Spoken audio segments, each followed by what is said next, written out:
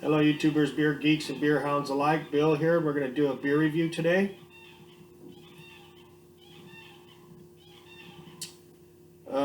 This one is by Pabst Blue Ribbon. Well, Pabst Brewing Company. And they're from Milwaukee, Wisconsin. Union made. This is the Extra Pabst Blue Ribbon beer, inspired by the original. Nature's choicest products to provide its full-bodied flavor. Only the finest of hops and grains have been used to create our 6.5% alcohol by volume brew. So 6.5% alcohol by volume, and this is the Pabst Blue Ribbon Extra. That's what the can looks like. Okay. Established in Milwaukee in 1844. It's got a April something. I don't know. It's got a code on the bottom. I got this in a 12 pack at Total Wine & More for about $11 out the door. So it's very, very good priced. And that's about all I can tell you about this beer. Pabst Brewing since 1844. I never had this before. I've seen it, and I've been kind of wanting to get this one done for a minute. Because lately I've been a little kind of getting burned out on IPAs and stouts and stuff. Just every once in a while I like to switch back to the old lagers, kind of get my palate neutralized. And that's why I picked this one up. Plus it's saving me a little bit of money. So let's get it cracked open and see what we got here. I mean, $11 out the door for a 12 pack at 6.5% ABV that's a good bang for the buck there. So I do like the regular Pabst, so I'm hoping this one tastes as good as the regular. I mean, usually the higher alcohol, the higher ABV the beer, the better it's going to taste, in my opinion. That's been my experience. Once again, that's what the can looks like. So what we got here. I don't know if I think it's Miller brews this under the strict supervision of Pabst. That's what I gather. I might be wrong on that. I don't know. But if you're really curious about that, you can look it up. So we have a monster, frothy, creamy, silky looking head. And we have a crystal clear light, like a light gold or a light amber, or just like a yellow color. It's crystal clear. Looks really good in the glass.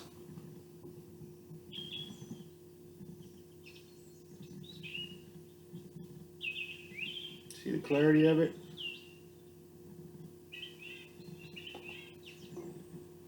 Okay.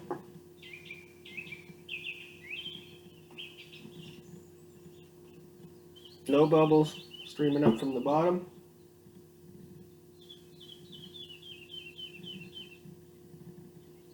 Looks like a lager to me, a macro brewery lager.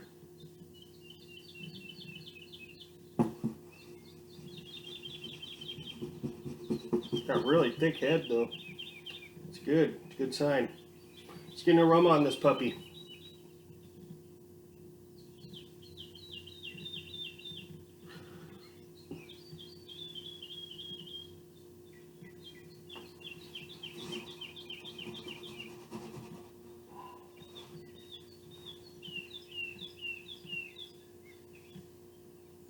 Okay, I get a little bit of like sweetness. I can't tell if it's corn or barley though.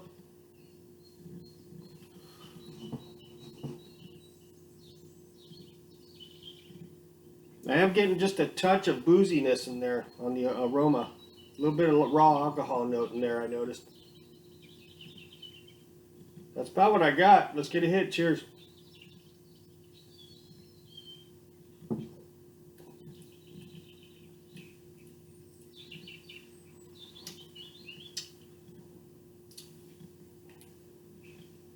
I think it's corn I'm tasting.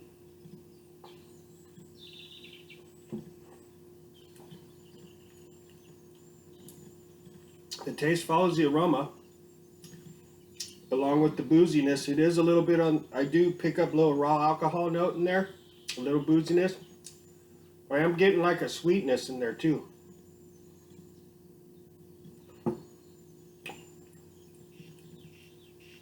Some kind of graininess. Maybe just a touch of like earthy kind of grassy hops, or what you can call it, wild hop.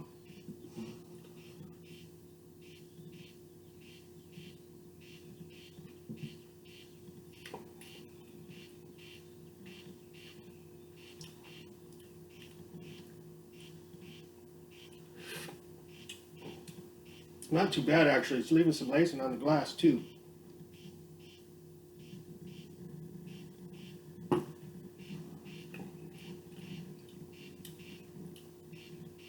Tastes like a malt liquor, actually. This way it's kind of reminding me of like a malt liquor, like Hurricane or something like that. One of those, or you know, Steel Reserve, something like that. It's kind of reminding me of something like a pretty big malt liquor.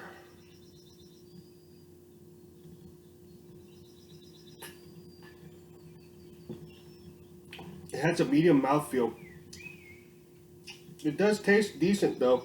Not bad for adjunct mass-produced lager at 6.5%. It's going to get you a little buzz on too. I mean, if you're on a budget and you're budgeting your beer budget out, this would be a good candidate because you can get a 12-pack of these for $11. So you're getting twice as many beers at about the same amount of alcohol when you're buying this as you would like a 6-pack of a IPA or something. That's about 6.5%. So you're getting a lot more beer and you're getting a lot more alcohol for the money, if that's what you're gonna do. And you know, it doesn't taste bad. It doesn't taste awesome. It's not the worst lager I've had, but it's not the best either. Yeah, it's got like some kind of a corn sweetness. I'm not too sure. It's hard for me to distinguish barley and corn, you know. But it does have some sweetness and a little tiny touch of kind of a hop. It reminds me of just like a wild hop or earthy kind of hop. Something you know, it's not like really fancy hop or nothing, just kind of a generic hop.